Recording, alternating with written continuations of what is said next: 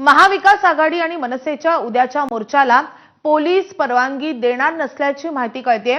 आझाद मैदानाच्या बाहेर आंदोलनास परवानगी देता येत नाही अशी पोलिसांची भूमिका आहे। मविया आणि मनसेचा मोर्चा विना परवानगीच होण्याची आता दाट शक्यता आहे। तर अजूनही पोलिसांनी या मोर्चाला परवानगी दिलेली नाहीये।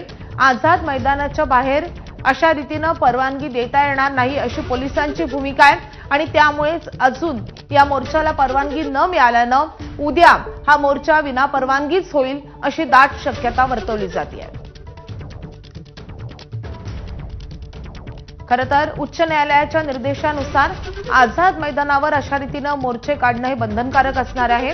मात्र हा मोर्चा बाहेर काढला जाणार आहे आणि त्यामुळे अजूनही पोलिसांनी या मोर्चाला परवानगी दिलेली नाहीये आणि त्यामुळे पोलिसांच्या परवानगीशिवायच उद्या हा मोर्चा होतो का हे पाहणं महत्त्वाचं ठरणार आहे।